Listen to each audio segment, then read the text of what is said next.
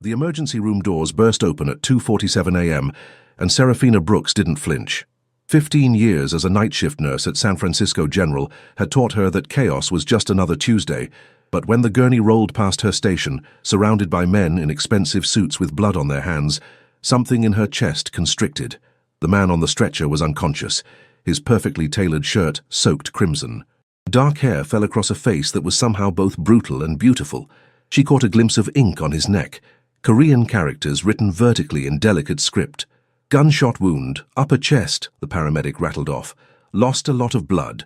Serafina's training kicked in immediately. She grabbed supplies, her hands already moving with practiced efficiency, but as she cut away his shirt and pressed gauze to the wound, the man's eyes fluttered open. Dark, intense, and impossibly familiar. Those eyes. She knew those eyes. "Sarah?" His voice was barely a whisper, thick with pain and disbelief. "Is it really you?" Her hands froze. That voice, that name. No one had called her that in 15 years. "Junwoo?" His hand shot up, gripping her wrist. "I never stopped looking for you. 15 years. I never stopped." Then his eyes rolled back, and the monitors screamed. Serafina Brooks had long ago accepted that some chapters of life stayed closed. The naive 22-year-old who'd fallen in love with a beautiful lie was gone, buried under student loans, double shifts, and the hard-earned wisdom that came from surviving on your own. At 37, she'd built a good life from the ashes, small apartment in the Tenderloin, bills paid on time, respect from her colleagues. Her dark brown skin showed the faint lines of a woman who'd lived, and her natural hair, a crown of tight coils she wore pulled back in a practical bun, had threads of silver she'd earned through sheer resilience. She was content, or at least she'd convinced herself she was, until Kim Junwoo crashed back into her life bleeding and barely conscious. The next 2 hours were a blur of surgery and controlled chaos. Serafina worked with mechanical precision, keeping the man who'd haunted her dreams from slipping away. When they finally wheeled him to recovery, Dr. Martinez pulled her aside. "Those men out there? They're not leaving. I need you to handle this." Dr. Martinez lowered his voice. "I know you don't scare easily, but be careful." Serafina found Junwoo's men in the waiting room, 4 of them, all wearing $1,000 suits and expressions that could freeze blood. The one who stood was tall, with sharp features and assessing eyes. "How is he?" His English was perfect. "Stable. The bullet missed major arteries, but he needs rest. We'll arrange a private room. That's not how hospitals work. Ms. Brooks." The man stepped closer. "We appreciate your care, but Mr. Kim requires specialized security. Mr. Kim requires medical attention." She refused to retreat. "If you want to help him, let us do our job." For a long moment, they stared at each other. Then the man's expression softened slightly. "He spoke your name in the ambulance. For 15 years I've wondered who Sarah was." Something in Serafina's chest cracked. That was a lifetime ago, perhaps. But he never forgot. The man extended his hand. "Park Ji-hoon, I'm an associate of Junwoo's. I need to check on him, alone." Ji-hoon studied her, then nodded. 5 minutes. The recovery room was dim, machines beeping steadily.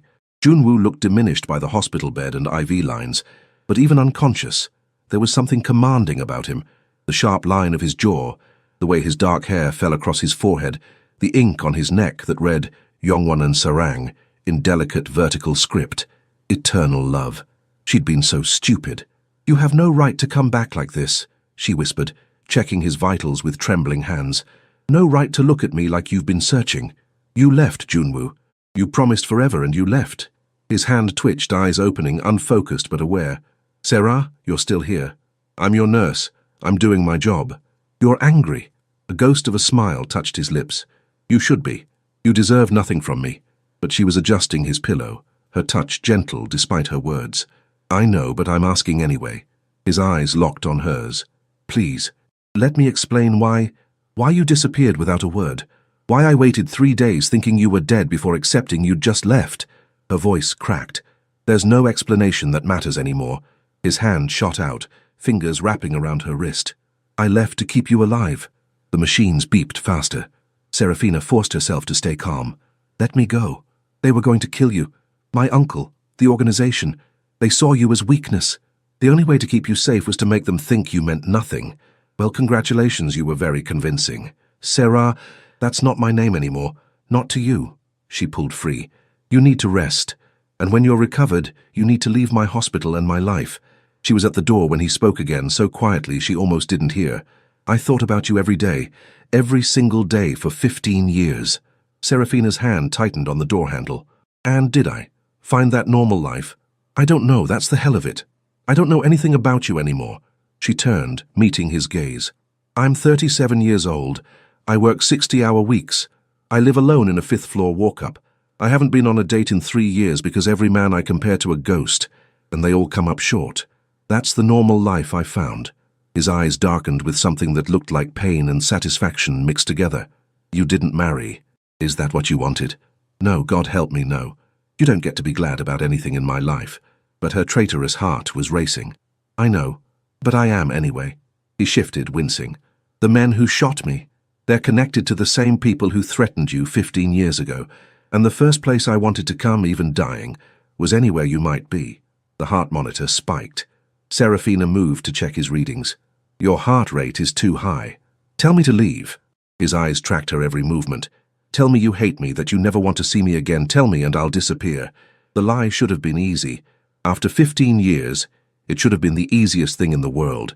But when she opened her mouth, what came out was, "I can't." "Can't what?" "Tell you I hate you." She finally looked at him.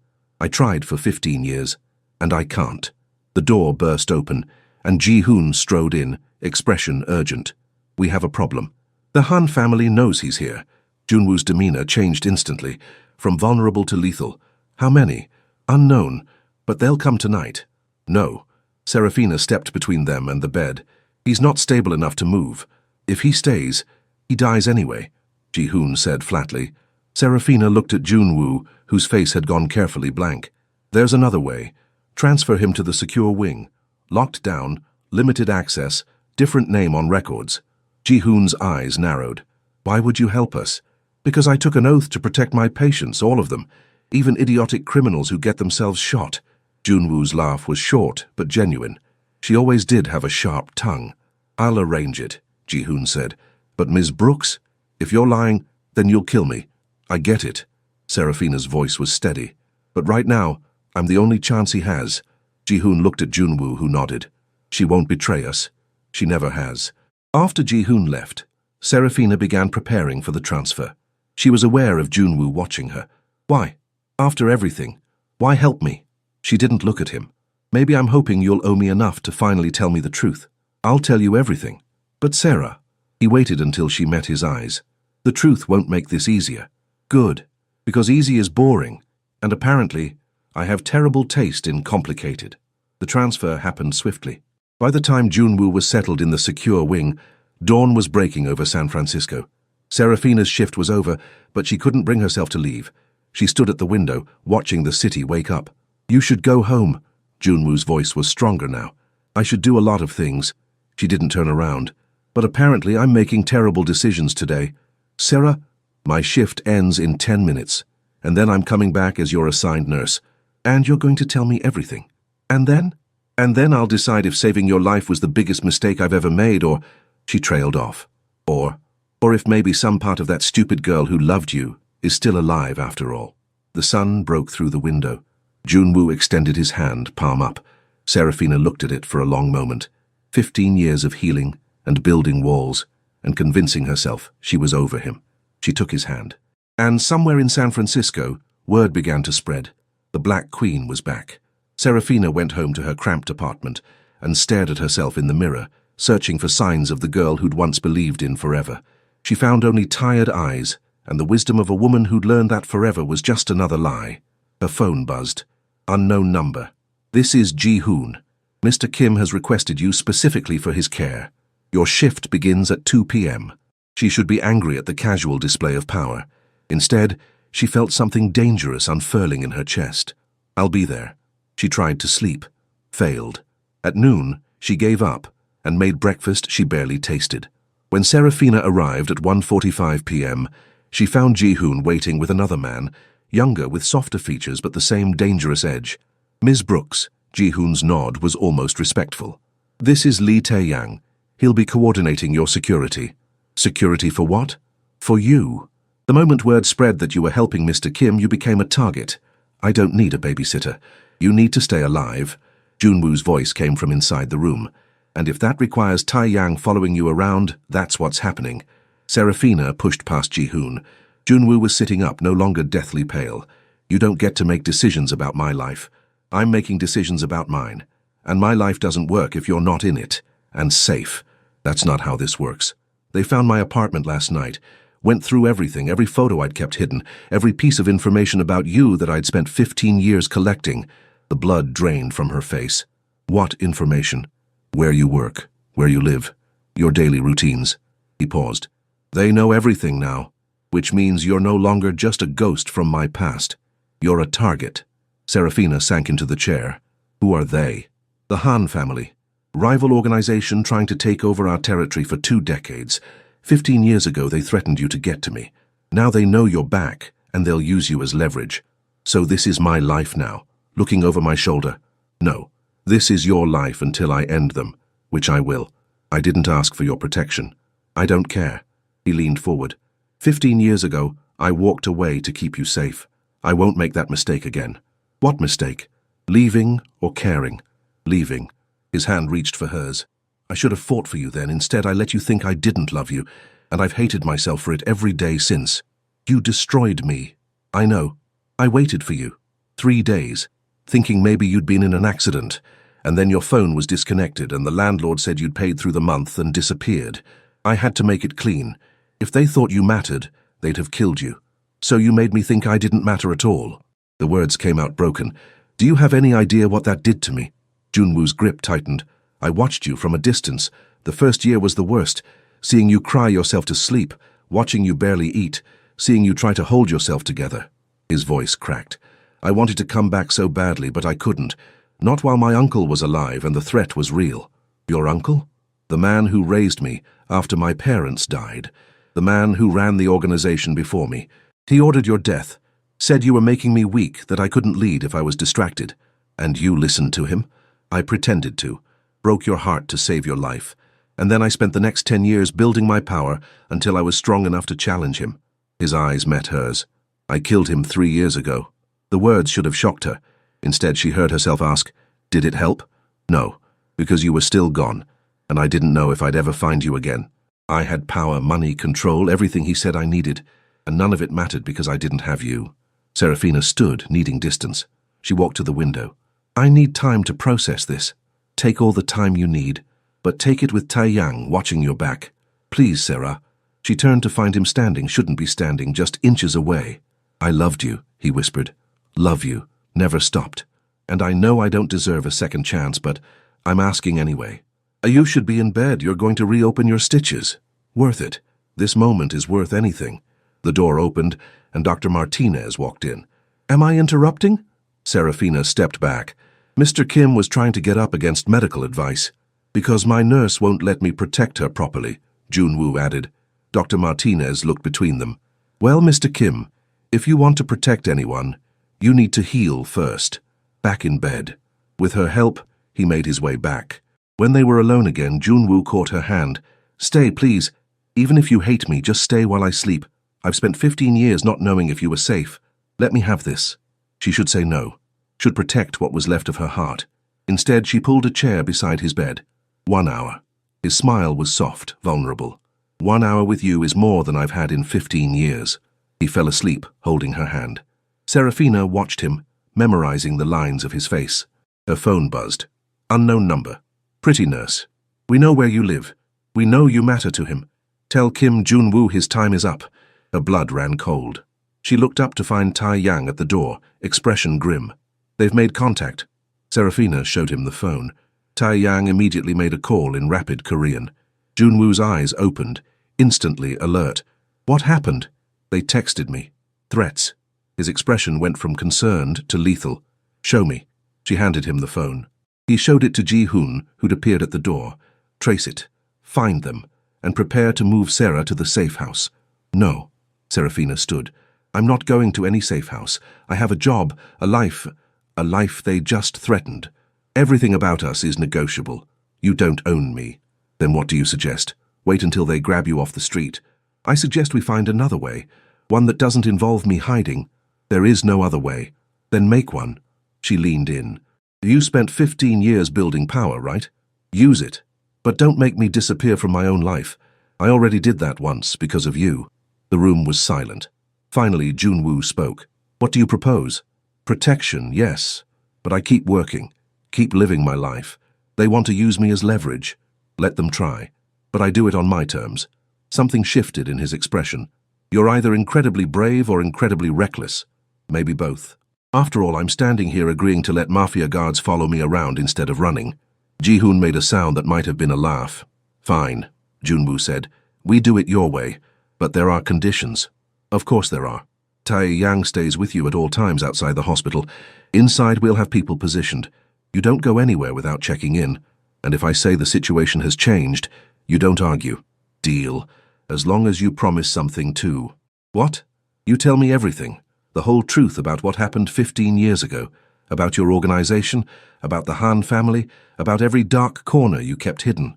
His hand engulfed hers. "Everything. I promise."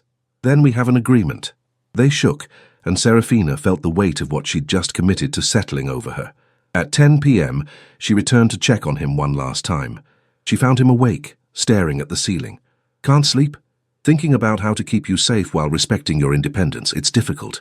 Welcome to modern relationships, where people are partners, not possessions." "Is that what we are? Partners?" The question hung in the air. Serafina set down her clipboard. "I don't know what we are.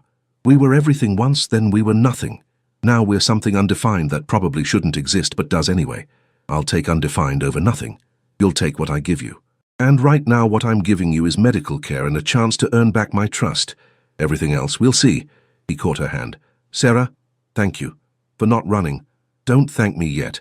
I might still come to my senses." "You won't." "How can you be so sure?" "Because I know you. The woman who became a trauma nurse doesn't run from difficulty. She faces it head-on, even when it scares her. Maybe especially when it scares me.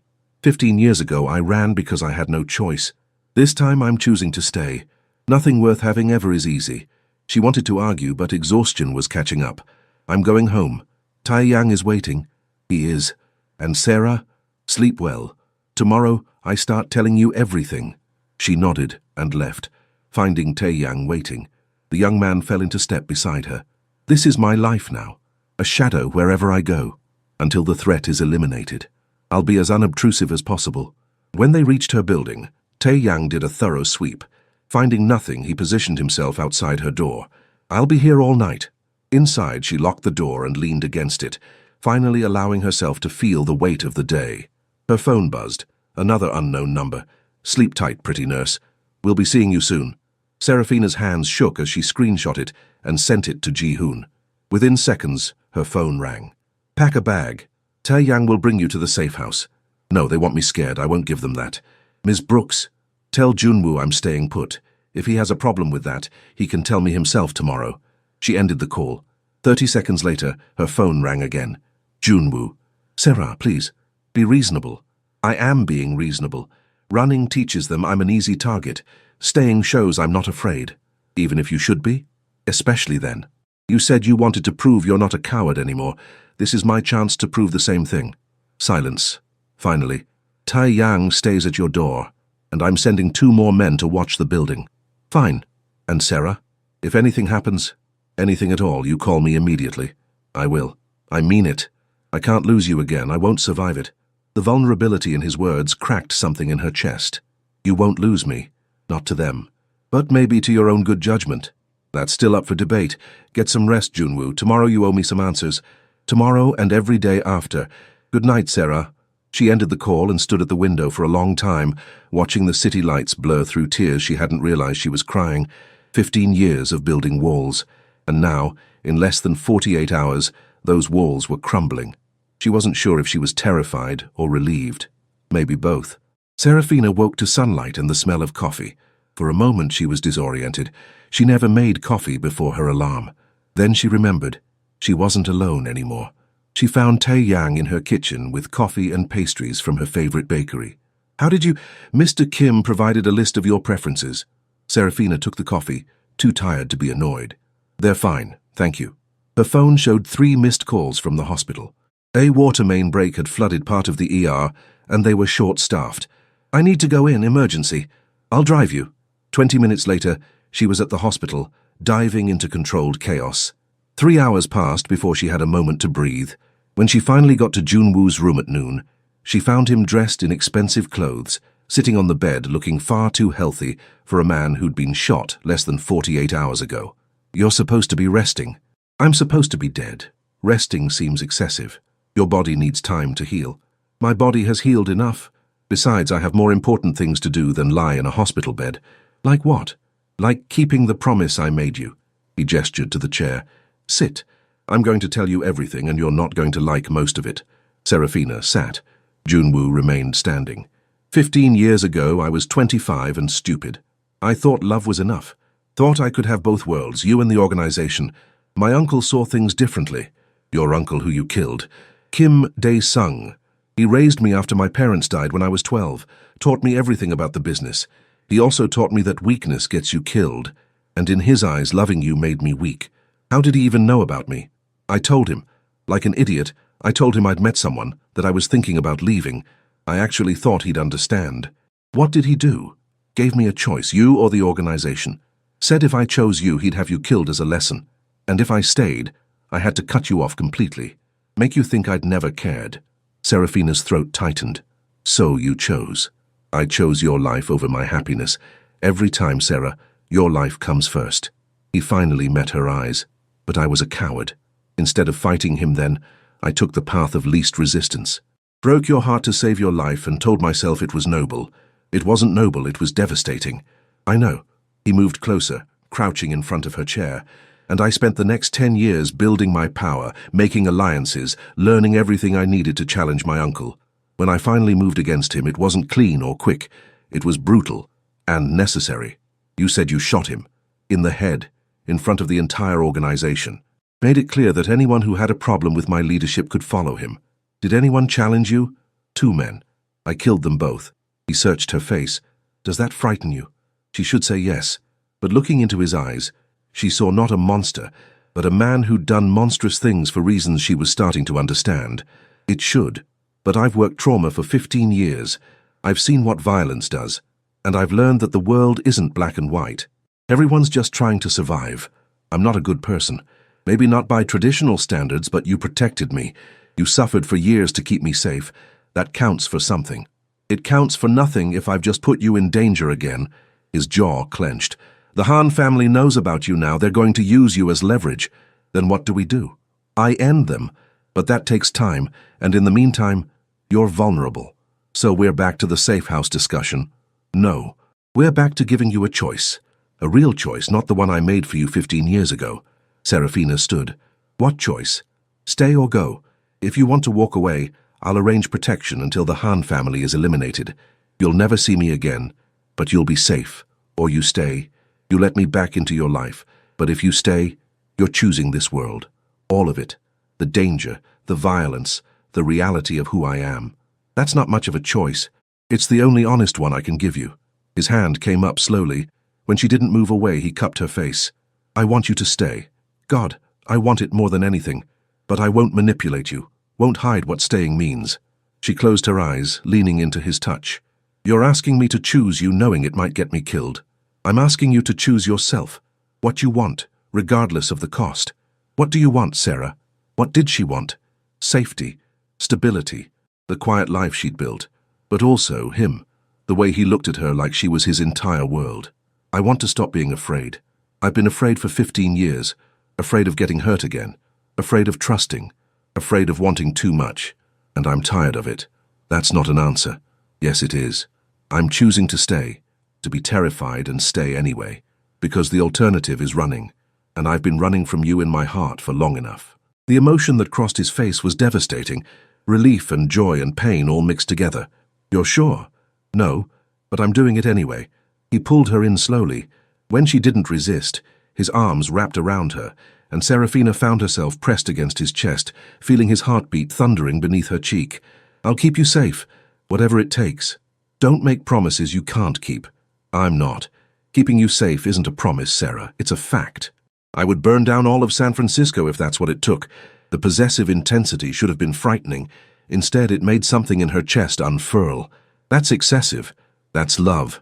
At least, the way I love. Excessive, possessive, and probably unhealthy. Probably, definitely. And yet you're staying. And yet I'm staying. She stepped back. But I have conditions. Of course you do. Honesty. Complete honesty from now on. No more secrets, no more decisions made for my own good without consulting me. We're partners or we're nothing. Partners. I can do that. And I keep working.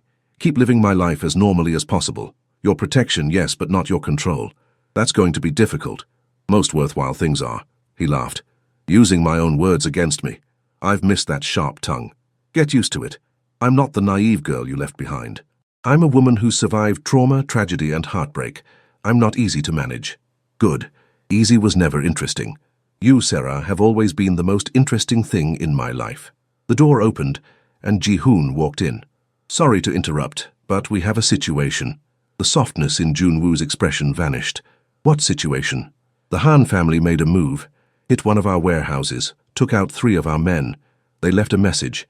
Give us the Black Queen or we take her. Serafina's blood ran cold. Black Queen? It's what they're calling you. They see you as my weakness, my queen that can be captured to win the game. That's both offensive and weirdly flattering. It's a death threat. Ji-hoon's voice was hard. Neither is happening. Junwoo's voice was absolute. Double security on all operations and prepare for war. War? Serafina's voice came out smaller than she'd like. They've made their intentions clear. The only response is complete elimination. He turned to her. This is what I meant about choosing this world. It's not metaphorical. It's literal warfare. How many people are going to die? As few as possible. But the Han family has made their choice, and I've made mine. His smile was cold. They want to use you as leverage? They're going to learn that threatening you was the last mistake they'll ever make. Ji-hoon cleared his throat. There's more. They've identified Ms. Brooks's best friend, Jasmine Williams. They sent her flowers with a note. Tell the Black Queen we're coming. Serafina's heart stopped. Jasmine. They're threatening Jasmine. We've had someone watching Ms. Williams since yesterday. She's safe, but she deserves to know what's happening. She deserves not to be dragged into this at all. With me. Except that she's important to you, and that's enough to make her a target. The weight of it crashed over Serafina. This wasn't just about her anymore. I need to see her, need to explain. That's not safe. I don't care. I'm not going to let my best friend be terrified because men with guns are suddenly watching her every move. Junwoo studied her, then nodded. Fine. But we do it my way. Controlled environment, multiple exits, full security. Where? My house. Neutral territory. Security I control, and comfortable enough for a difficult conversation.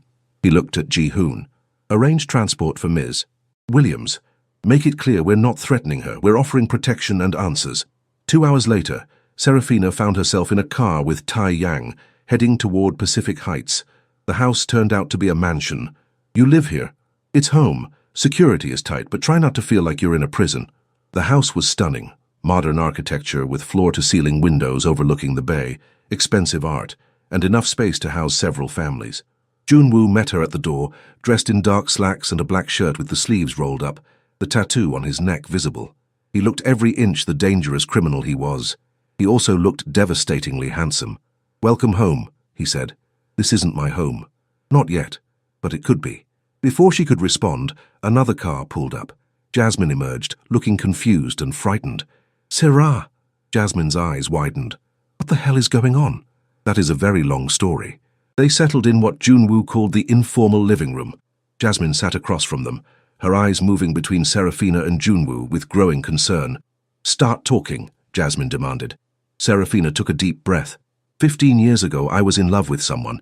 He disappeared, I thought it was over, and I spent the last decade and a half trying to move on. That someone was him, and he didn't just disappear. He left to keep me safe from the criminal organization he's part of. Jasmine's eyes went wide. Criminal organization, you're joking. I wish I was. Let me get this straight. Your ex, who you've been mourning for 15 years, is a criminal? And now he's back, and suddenly I have scary men following me? Yes. Jasmine looked at Junwoo. And you, what do you have to say? That your friend saved my life 2 days ago, and because she did, because she matters to me, a rival organization has decided she's a weakness they can exploit, which makes you, as her closest friend, a target. His voice was matter of fact. The men following you aren't a threat, they're protection. This is insane. Yes, but it's also reality, and I'm offering you a choice. Accept my protection until this is over, Or we can arrange for you to leave the city temporarily. Jasmine laughed without humor. Leave my home because of some gang war? It's not a gang war. It's... Junwoo paused. Actually, it is. And your collateral damage unless you accept help. Some help. Jasmine looked at Serafina. Girl, what are you thinking? I've changed, Junwoo said quietly. And because I spent 15 years building the power to make sure no one can ever threaten her again. I failed her once, I won't fail her twice. Pretty words from a criminal. True words from someone who loves her. I know you don't trust me. You shouldn't. But trust this. I will burn down half of San Francisco before I let anything happen to Sarah. And that protection extends to the people she loves. Jasmine looked at Serafina. You believe him? I don't know. But I believe he believes it. And right now, that's the best I've got. That's a terrible foundation for a relationship. Good thing we're not in a relationship. We're in undefined, complicated territory. With death threats. With death threats, Serafina confirmed. Jasmine was quiet, then sighed. Fine, I'll accept the scary bodyguards, but if anything happens to her, criminal organization or not, I will find a way to make your life hell. Junwoo's lips twitched. I believe you. As Ji-hoon arranged for Jasmine's transport, Serafina walked her friend to the door. Are you okay? Really okay? No, but I'm choosing this anyway.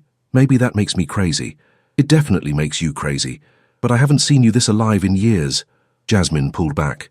Scared, yes, but alive. After Jasmine left, Serafina found Junwoo on the terrace. The sun was setting, painting the sky orange and pink. Your friend is terrifying, he said. She's protective. So am I. He turned to face her. Sarah, I need you to understand something. This war with the Han family, it's going to get worse before it gets better. Are you sure you can handle that? No, but I'm sure I can't go back to the life I had before. Not now that I know you're alive. That what we had was real. It was the most real thing in my life. She turned to him. Show me. Show you what? This world you're asking me to be part of. The truth of who you are. I've spent 15 years imagining what happened. Show me the reality. You might not like what you see. Probably not. Show me anyway. He studied her, then nodded. Okay, but remember, you asked for this. He led her through the house to a door that opened to stairs leading down. The basement was pure function. Concrete floors, reinforced walls, and enough weapons to arm a small military. Computer monitors showed security feeds, and maps of San Francisco covered one wall. This is our war room, where we plan operations, track rivals, coordinate security. Serafina walked along the weapon wall. How many people have you killed? Directly? 7. Indirectly, through orders? More than I can count. Do you regret it? Some of them? Others? No. The world is better without them. That's a dangerous philosophy.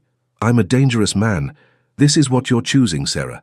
Not romance and flowers, blood and decisions that keep you up at night. She reached up, her fingers tracing the tattoo on his neck. What does it mean? Eternal love. I got it 3 months after I left you. A reminder of what I'd lost, what I was fighting to return to. That's either incredibly romantic or incredibly obsessive. Both. I told you, the way I love is excessive. Show me. The words came out before she could stop them. He pulled her against him, and when he kissed her, it wasn't gentle. It was 15 years of longing and regret and fierce possession. Serafina kissed him back just as fiercely, her hands fisting in his shirt. She poured everything into it, her anger, her hurt, her stubborn refusal to stop loving him. When they finally broke apart, both breathing hard, Junwoo rested his forehead against hers. I love you, I never stopped. And I know I don't deserve another chance, but I'm taking it anyway because the alternative is losing you again, and I can't survive that. You don't know that? Yes, I do. Because I didn't survive it the first time. I just existed. And then you walk back into my life and suddenly tomorrow matters, because I want a future with you. That's a lot of pressure. I know, but you asked for honesty. The honest truth is that you're it for me, Sarah. You always were. She should step back. Should be rational. Instead, she kissed him again. I must be out of my mind. Probably, but at least we're crazy together. A phone buzzed. Junwoo checked it, and his expression went cold. What? The Han family just hit another operation, killed 2 more men, and they left a note.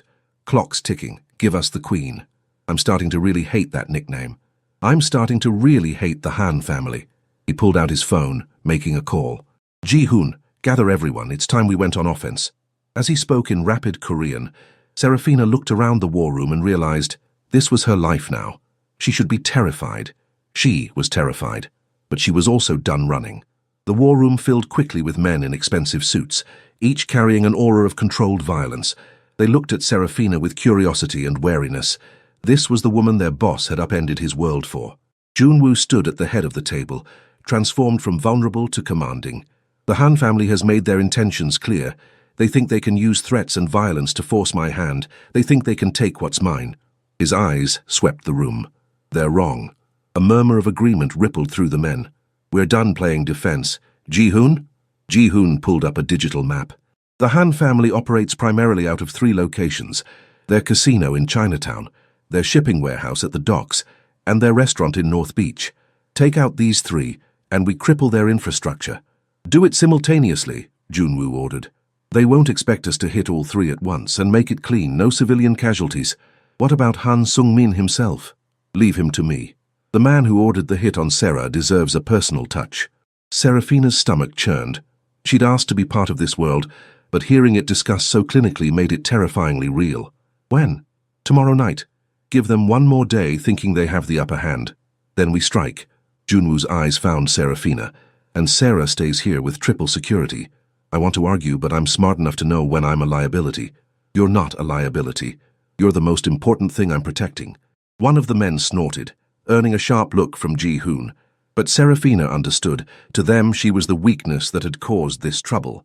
I know what you're thinking, she said, addressing the room, that I'm the reason your boss is putting you at risk, that if I wasn't in the picture, none of this would be necessary. Silence greeted her words. You're probably right, but I'm here anyway, and I'm not going anywhere. So you can resent me, or you can accept that I'm part of this now. Either way, I'm not backing down. Something shifted in the room's atmosphere. The men exchanged glances, and their expressions changed from wariness to something like respect. The Black Queen has spirit, one of them said. Perhaps she earned the title. She earned it by being brave enough to love a difficult man and strong enough to stand in a room full of criminals and hold her ground, Junwoo said quietly. Anyone who has a problem with her can leave now. No one moved. Good. Then let's get to work. The next 24 hours were the strangest of Serafina's life. She called in sick to work, while Junwoo's house transformed into a military operations center. Men came and went, weapons were distributed, plans refined with terrifying efficiency. Serafina tried to stay out of the way, but Junwoo insisted she remain in sight, which meant she witnessed every planning session, every tactical discussion. You're being very quiet, Junwoo said that evening, finding her on the terrace, processing, trying to reconcile the man who kissed me yesterday with the man who just spent an hour planning how to destroy another human being's entire operation. They're the same man. I wish I could separate them for you, make it easier, but I can't. The violence and the love, they're both part of me. I know. That's what I'm processing. That's more than I expected. Don't give me too much credit. I'm still terrified. Good. Fear keeps you careful. Careful keeps you alive. Is that how you've survived this long? That and a healthy paranoia. And now, a desperate need to stay alive so I don't leave you alone again. Before she could respond, Ji-hoon appeared. It's time. Junwoo's entire demeanor changed. He turned to Serafina, cupping her face. I'll be back before dawn. Stay inside. Stay with Tae-yang. If anything happens, there's a panic room on the 2nd floor behind the painting of the mountains. Nothing's going to happen. Probably not. But if it does, I know. Be careful. Always. He kissed her forehead, then her lips, quick and fierce. I love you. The words caught. You don't have to say it back. Not until you're ready. I've waited 15 years. I can wait longer. Then he was gone, taking half the men with him. Serafina found herself in the war room, watching the security monitors. Tae-yang stood nearby, silent but alert. Does it ever get easier? Watching them leave for whatever they're doing? No, but you learn to trust they'll come back. And when they don't, then you honor their memory and continue the fight. He glanced at her. But Mr. Kim, he survived worse than this. He'll come back. He has too much to lose now. The minutes crawled by. Serafina tried to distract herself, but her mind kept returning to Junwoo and whatever violence he was currently enacting. At 11:47 p.m., one of the monitors showed movement at the perimeter. Tae-yang's posture went rigid. That's not our people. Serafina's heart jumped. What? Stay here. Tae-yang was already moving, speaking rapidly in Korean into his radio. But before he could reach the door, it burst open. 3 men poured in.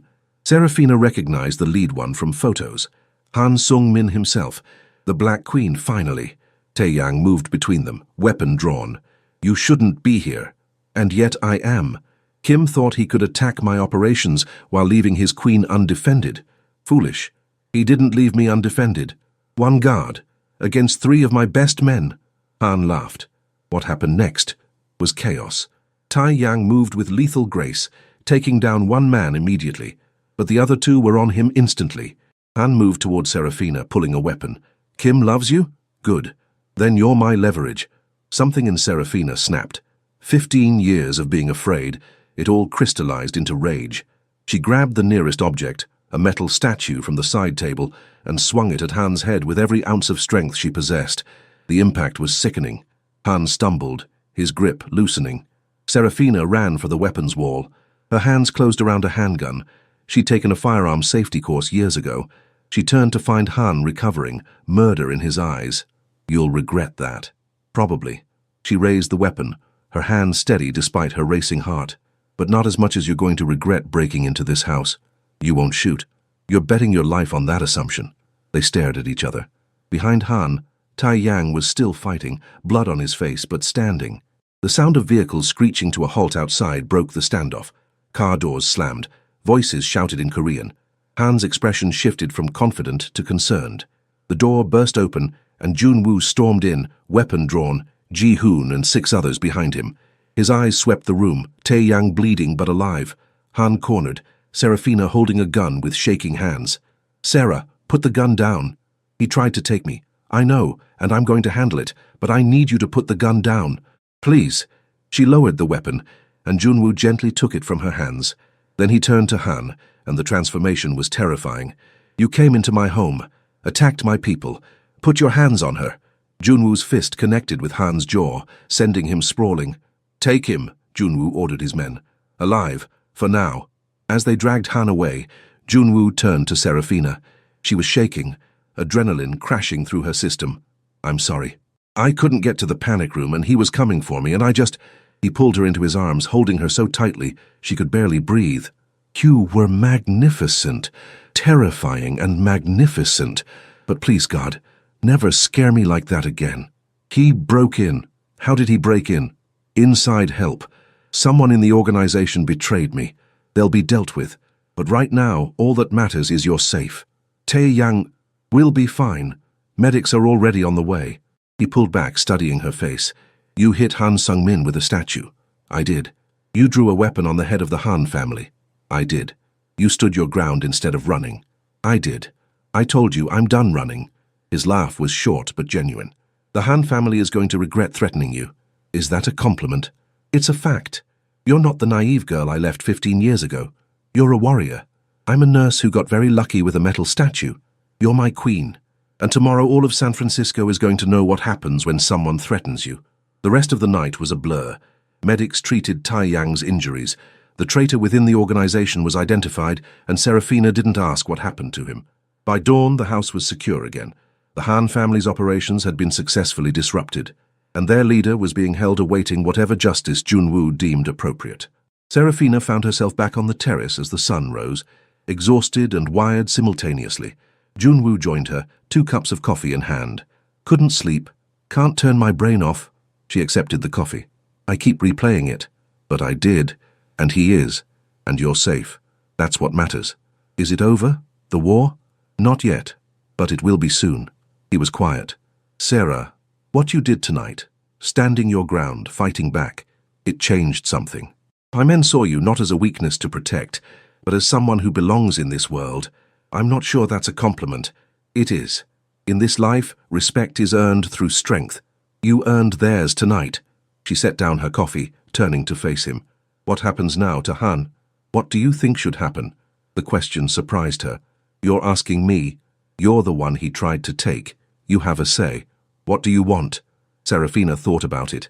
The nurse in her wanted to say mercy, but the woman who'd been threatened, who'd watched men try to hurt people she cared about. I want him to never threaten anyone again. I want him to pay for what he did, but I don't want to be the one who orders his death. That's not who I am. Fair, then let me be who I am. He threatened you, tried to take you. In my world, There's only one response to that. Death. Justice. For you. For my men he killed. For everyone he's harmed. This isn't revenge, it's necessity, she wanted to argue. But looking into his eyes, she saw the truth. In this world, there was no other way. Okay, but I don't want to know the details. You won't be. This is my burden to carry. You've been brave enough. They stood together as the sun rose higher. A new day, a new chapter. Serafina had chosen this. Chosen him. Chosen a life that was dangerous and complicated, and nothing like the safe existence she'd built. And somehow, despite everything, it felt right. I love you. The words slipped out. Junwoo went very still. Say it again. I love you. I'm terrified, and I'm probably making a terrible decision, and I definitely need therapy after all this. But I love you, I never stopped. His kiss was devastating. When they finally broke apart, he rested his forehead against hers. I'm going to spend the rest of my life making sure you never regret saying that. That's a big promise. I'm good at keeping promises. When they matter, and you, Sarah, you're all that matters. She kissed him again, pouring 15 years of longing into it. When they pulled apart, the sun was fully up. What now? Now we finish this war. We eliminate the threat. And then we figure out what forever looks like, together this time. Forever is a long time. Not long enough. I had 15 years without you. Forever barely makes up for it. That's excessive. That's love. He kissed her again. Get used to it, she laughed. I'm going to try. They stood together, watching the city wake up. Two people who'd been broken and lost, finding their way back to each other. It wasn't a fairy tale, but it was theirs, and that was enough. 3 weeks later, Serafina stood in Junwoo's mansion. She still couldn't quite call it home, examining the fading bruises on her arm. Physical reminders of the night that had changed everything. The Han family was gone. Not just defeated, eliminated. Junwoo had been thorough. Han Sung-min himself had disappeared, and Serafina hadn't asked for details. What she did know was that she'd been offered a choice: return to her old life or stay here with Junwoo. You're thinking too loud. Junwoo's voice came from the doorway. I can hear your brain from downstairs. I'm trying to figure out what comes next. And? He moved behind her, his hands settling on her shoulders. And I don't know. I love you. That's not the question. But I don't know how to be both the woman I've become and the woman you need me to be. I need you to be exactly who you are. Strong, stubborn, brave. The woman who hit a crime boss with a statue, but also the woman who saves lives and keeps me human. That's a lot to ask of one person. I'm an excessive man. You knew that getting into this. His smile was slight. But Sarah, you don't have to give up who you are. I'm not asking you to quit your job or change your life. I'm asking you to let me be part of it. Your world and my world don't mix well. They do if we make them. Keep working, keep saving lives. But come home to me at night. Let me give you security and protection. And in return, keep me honest, keep me human. Remind me that there's more to life than power and violence. That's a heavy responsibility. You've been carrying heavy things for 15 years. Let me help lighten the load. His thumbs brushed her cheekbones. I'm not asking you to be my kept woman. I'm asking you to be my partner in everything.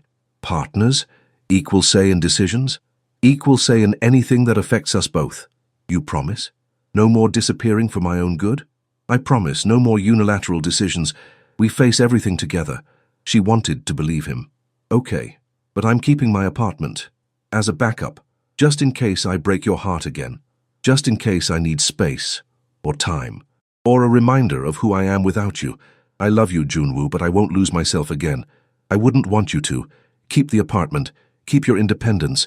Keep anything that makes you feel safe. Then we have an agreement. They shook hands, and Serafina felt the weight of what she'd just committed to settling over her. 2 months later, Serafina was back at SF General, working a night shift.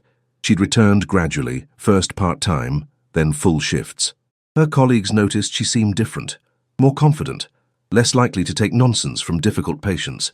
Jasmine theorized it was because she was getting some quality time with her mysterious boyfriend. She wasn't entirely wrong. Dr. Martinez pulled her aside during a break. Brooks, you've got a visitor. Says he's family. Serafina's heart jumped. Describe him. Tall, Korean, expensive suit. Looks like he could buy the hospital. She found Junwoo in the waiting area, looking perfectly out of place. What are you doing here? Missing you and bringing you dinner, since I know you never eat properly on night shifts. He held up a bag from her favorite Korean restaurant. You remembered. I remember everything you tell me. He moved closer. Can you take a break? She should say no, but instead she nodded. 20 minutes. They ended up on the roof. Serafina's secret spot. The city spread out below them. This is dangerous, you know. Someone could see us up here. Let them. I'm tired of hiding what you mean to me. Your world and my world are the same world now. Sarah, stop thinking of them as separate. You're not two different people. You're one woman who's brave enough to live in both spaces. She ate in silence, processing. Ji-hoon asked me to dinner next week. Said his wife wants to meet me. She does. Mina's been asking about you since the night you hit Han with the statue. She's impressed. That a woman would be violent. That a woman would be brave. He moved closer. She grew up in this world too. Understands what it means to love a man whose hands aren't clean. And what does it mean? It means accepting the darkness while celebrating the light. It means understanding that sometimes violence is necessary. It means loving the whole person, not just the easy parts. That's what you want? No. I want someone who sees the darkness, acknowledges it, but chooses to love me anyway. Not because of what I do, but despite it. Because of who I am when I'm with you. Serafina set down her food. Who are you when you're with me? Hopeful. For 15 years, I went through the motions. Built power, eliminated threats, survived. But I was never hopeful. Never believed in anything beyond the next day. And then you walked back into my life, and suddenly, tomorrow matters. Because I want a future with you. June, I'm not proposing, not yet. I know you need time, but I'm telling you where I stand. I'm all in, Sarah. Completely, excessively, but all in. She should be scared. Instead, she kissed him. I'm getting there. Not all in yet, but getting there. That's enough. That's more than enough. They broke apart at the sound of the roof door. Dr. Martinez stood there. Brooks, we've got a multi-vehicle accident coming in. Need all hands. On my way. She straightened her scrubs, then looked at Junwoo. I have to go. I know, save some lives. I'll be home when you're done. Home. He said it so casually. Maybe it was. The accident was bad. 3 cars, 6 patients, 2 critical. Serafina fell into the familiar rhythm of trauma care. Lives hung in the balance and everything else faded. This was who she was, a healer. When it was over, all patients stabilized. She stood in the supply closet for a moment, just breathing. Her phone buzzed. Junwoo, I can feel you thinking from here. Stop second-guessing. Come home.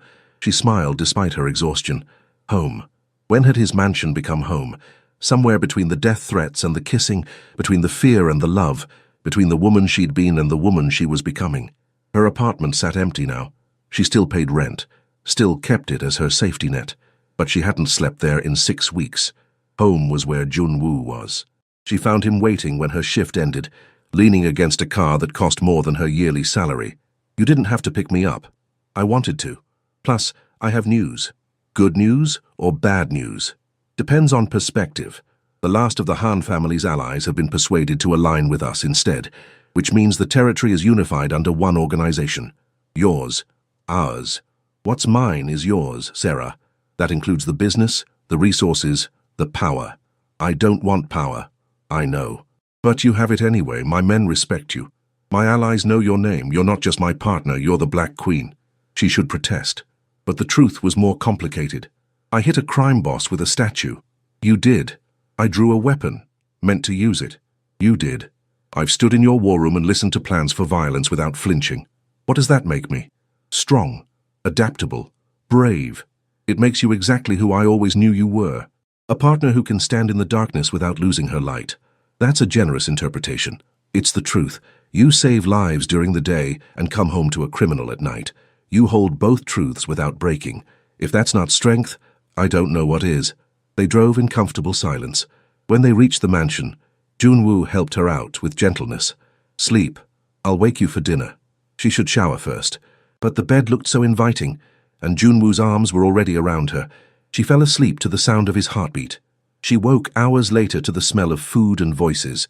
Downstairs, she found Junwoo with Ji-hoon and a woman she didn't recognize.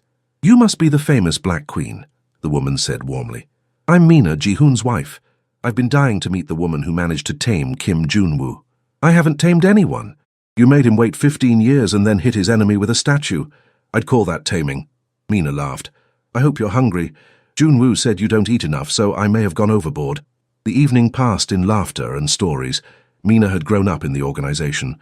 She understood the violence, the danger, the complicated morality. The key is to keep your own identity, Mina said. Don't let the organization define you. Ji-hoon is who he is, and I love him for it. But I'm an art dealer with my own gallery and my own life. We overlap, but we're not the same person. That's what I've been trying to figure out. How to be with him without losing myself. You don't lose yourself by loving him. You lose yourself by forgetting you're whole without him. From what I hear, you've never forgotten that. You didn't wait. You lived.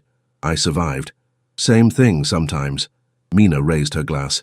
To strong women who choose complicated men and refuse to apologize for it. After they left, Serafina found Junwoo on the terrace. Thank you. For tonight. For Mina. For understanding what I needed. I told you I pay attention. He turned in her arms. You needed to see that this can work. That you're not crazy for choosing this. Am I crazy? Probably. But I'm crazy too. We match. She laughed. We really don't. I save lives. You take them when necessary. I know.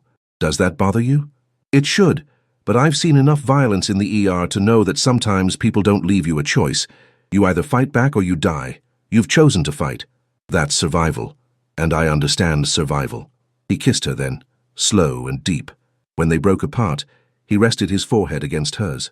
Move in with me, officially. Not as a temporary thing. Move in, and let's build a life together. I still have my apartment. Keep it. I don't care. But make this your home. Make me your home. I know I'm asking a lot, but I'm asking anyway. Choose me, choose us. She should think about it. Instead, she heard herself say, Okay, okay, okay. I'll move in officially. Build a life with you. But you have to promise me something. Anything. No more secrets. No more disappearing for my own good. We're partners, which means we face everything together. Partners. In everything. Even when it's hard. Especially then. I'm not leaving again, Sarah, not ever. You're stuck with me and my excessive love and my criminal empire. That's a lot of baggage. You're worth it. You've always been worth it. Worth waiting for. Worth fighting for. Worth building a life around. That's excessive. That's love. Get used to it. She laughed against his lips. I'm trying. Try harder, because I'm planning to spend the next 50 years being excessive about you. 50 years?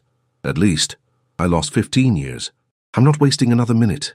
They stood together watching the sunset, two people who'd been broken and lost finding their way back to each other. It wasn't a fairy tale. It was better. It was real. And it was theirs. 1 year later, Serafina stood in the master bedroom adjusting the simple gold necklace Junwoo had given her. The pendant was a delicate Korean character, the same one tattooed on his neck, Yongwonhan Sarang, eternal love. Through the window, she could see San Francisco Bay sparkling. A year ago, she'd been terrified of this view, this house, this man. Now, it was home. Her phone buzzed. Jasmine, dinner still on for tonight? Marcus wants to meet the infamous crime lord boyfriend properly. 7 p.m. Tell Marcus Junwoo promises not to threaten him this time. That was one time. Serafina laughed. Excessive was Junwoo's default. She found him in his office, reviewing documents. Jasmine and Marcus are coming for dinner. I'll behave, probably, definitely. She perched on his desk. Marcus is a literature professor, not a threat. He looked at you like you were a poem he wanted to analyze. That's literally his job. She leaned forward, kissing him. And I'm not a poem. I'm a woman who's chosen her excessively possessive boyfriend and is asking him nicely to play nice. When you put it that way, his hands settled on her waist. Fine, I'll be charming. You're never charming. Intimidating, yes, but charming. I charmed you. You wore me down through sheer stubbornness and inconvenient love. But she was smiling. He pulled her onto his lap and she went willingly. This had become their language, touch and closeness. I have something for you. It's not my birthday. It's Tuesday, that's reason enough. He reached into his drawer, pulling out a small box. Serafina's heart jumped. Junwoo, it's not a ring, not yet. He opened it to reveal a key, ornate, clearly old, distinctly Korean. It's a key to the safe in my office, the one that contains everything important. She stared at it. Why? Because you're my partner, in everything, which means you should have access to everything. If something happens to me, you'll need this. That's a lot of trust. You've earned it. He placed the key in her palm. The combination is your birthday. The passwords are variations of your name. You're woven into every part of my life. This is just making it official. She looked at the key, feeling the weight of it. This was more than access. It was complete trust. Thank you for trusting me, for letting me in. Thank you for staying, for choosing this life, even when it scared you. I know it hasn't been easy. Easy is boring, and apparently I have terrible taste in complicated. His laugh rumbled through his chest. The best terrible taste. They sat together, and Serafina marveled at how far they'd come. I'm thinking about stepping back from some of the more dangerous operations. She pulled back to look at him. What? Not retiring completely, but delegating more, letting Ji-hoon handle the riskier aspects. I'm not getting any younger, and I've spent enough years in the line of fire. Maybe it's time to let the next generation take over some of the burden. Why now? Because I have something to lose now. Before, if I died, it would have been tragic but inconsequential. But now? Now I have you, and the thought of leaving you alone again, I can't do it. You're not invincible. Even if you step back, there's still risk. I know, but I can minimize it. Can build a life that's less about violence and more about whatever we want it to be about. I want to grow old with you, Sarah. Want to have boring Tuesday dinners and watch you save lives and come home to you every night. That's unexpectedly domestic. I'm full of surprises. So what do you think? I think you should do what feels right, but don't step back from me. Do it because you want to. I want to, and I'm ready. 15 years of this life was enough. Now I want to actually live. With you. She kissed him. Okay, let's build that boring domestic life, with the occasional death threat to keep things interesting. Just occasional. I'm being optimistic. I love your optimism, almost as much as I love you. Almost? The love is slightly more, but the optimism is a close second. They stayed there until the doorbell rang. Serafina smoothed her clothes and they went downstairs together to play host and hostess. Normal, domestic, safe, everything she'd never thought she'd have with him. After they left, Serafina and Junwoo cleaned up together. She washed, he dried, and they moved in comfortable synchronization. That wasn't so bad. You only threatened him once. He suggested you worked too much. He wasn't wrong. That's not the point. You work as much as you want. No one gets to judge that. My excessive, possessive boyfriend. Your excessive, possessive, deeply in love boyfriend. He pulled a small box from his pocket. Serafina's breath caught. I said it wasn't time yet, and I meant it. This isn't a proposal, not officially. It's a promise. A promise that when you're ready, when we're both ready, I'm going to ask you properly. He opened the box to reveal a stunning diamond ring with a black pearl at its center. It's gorgeous. It's a placeholder, for when you're ready for the real thing. He slipped it onto her right hand instead of her left. But I wanted you to have something tangible, something that says I'm serious about forever. Forever is a long time. Not long enough. I had 15 years without you. Forever barely makes up for it. She looked at the ring, catching the light. This was real. This life they were building, this love that had survived separation and pain, it was real and it was hers. I'm almost ready. Not quite there yet, but almost. Almost is enough. I can wait. I'm good at waiting for you. They stood together in their kitchen, in their home, in the life they'd built.